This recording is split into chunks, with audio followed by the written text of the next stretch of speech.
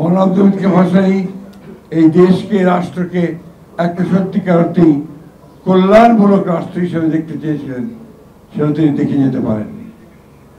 আমাদের নেতা স্বাধীনতার ঘোষক শহীদ প্রেসিডেন্ট জিয়াউর রহমানের মধ্যে তিনি সেই নেতা দেখতে পেয়েছিলেন যে নেতা হয়তোবা এই দেশের ভাগ্যে পরিবর্তন আনতে পারে।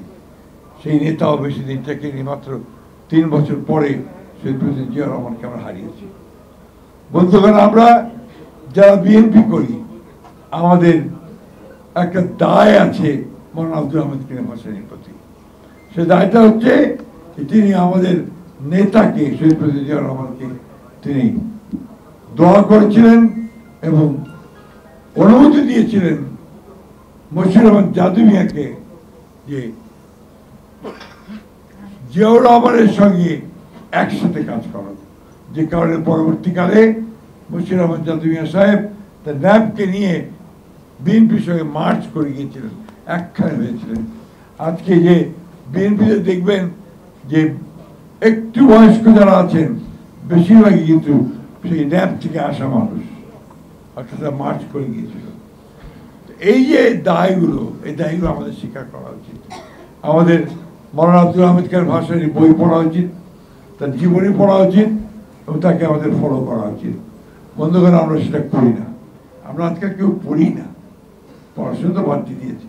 এই একটা মোবাইল সেট আছে, এটার মধ্যে যত রকমের ফেসবুক আর যেটা করতে থাকি, আর কোনো কিছু দেখার আমাদের দায় আমাদের কাছে নাই।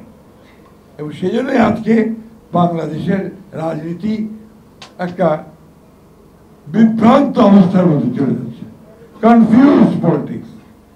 এমন এমন জিনিস এসে ঢুকছে যেটা বাংলাদেশের মানুষ চিন্তাই করতে পারে না, যেটা বাংলাদেশের সোল নয়, আত্মা নয়। আজকে দুর্ভাগ্যক্রমে এই বর্তমান সময়টা অত্যন্ত একটা জটিল সংকটের সহ উপস্থিত হয়েছে। অনেক আশা আকাঙ্ক্ষা ভরসা নিয়ে আমরা 16 বছর লড়াই করেছি ফ্যাসিবাদের বিরুদ্ধে, বিএনপি লড়াই করেছে।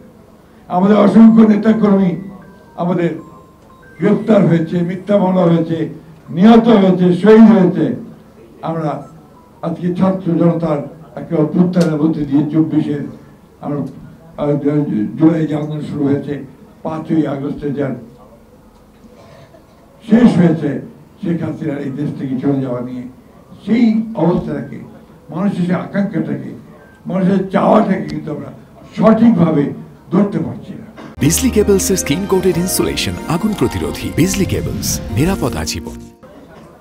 আজকে এই সরকার, অন্তর্বর্তীকালীন সরকার আমাদের সকলের সমর্থনে তারা এসছে, চেষ্টা করেছে যে রাজনৈতিক কাঠামোটাকে একটা জায়গায় নিয়ে আসার, কিন্তু সেটা কতদূর এই জনগণের আশাকাঙ্ক্ষার সঙ্গে তার সামঞ্জস্য থাকছে সেটা কিন্তু এখনো বলার সময় আসেনি। আমরা বারবার বলেছি যে নির্বাচনই হচ্ছে একমাত্র পথ যা দিয়ে একটা ট্রানজিশন টু ডেমোক্রেসি, গণতন্ত্রে আমরা যেতে পারবো এবং জনগণের আকাঙ্ক্ষাকে সেখানে আমরা প্রতিফলিত করবার চেষ্টা করতে পারবো। যাই হোক,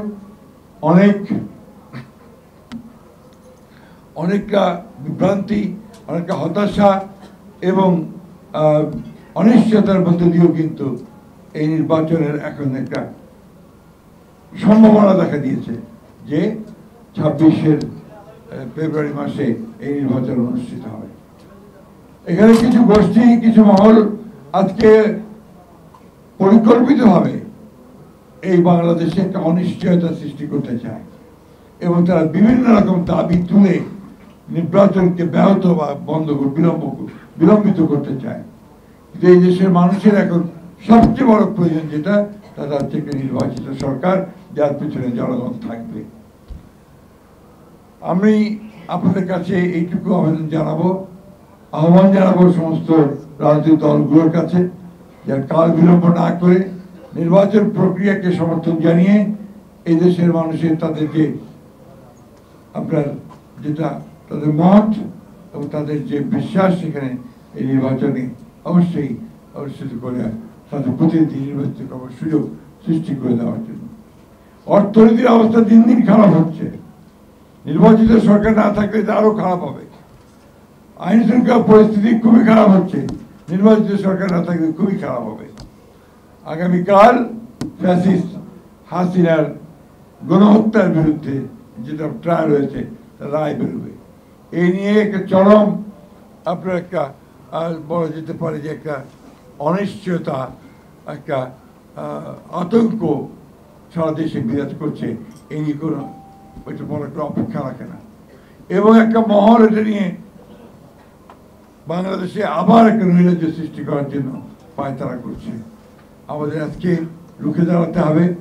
বাংলাদেশের এই বাংলাদেশের ছাত্রদের অভ্যুত্থানের মধ্য দিয়ে যে সুযোগ আমরা পেয়েছি, সেই সুযোগ যেন আমরা নষ্ট না করি এবং গণতন্ত্রের উত্তরণের পথকে যেন আমরা আরো সহজ করে তুলি, সেই লক্ষ্যে আমাদেরকে কাজ করতে হবে। এবং সমস্ত রাজনৈতিক দলগুলোকে আমি আহ্বান জানাবো যে আসুন ওই প্রশ্ন ঐক্যবদ্ধ থেকে যে আমরা গণতান্ত্রিক এখানে প্রতিষ্ঠা করব, এই প্রশ্ন ঐক্যবদ্ধ থেকে আমরা সামনে নির্বাচনের দিকে এগিয়ে যাই। মৌলানা ভাসানীর যে আদর্শ, সেই আদর্শের লক্ষ্য করে আমরা যেন এখানে গণতন্ত্র প্রতিষ্ঠা করতে পারি।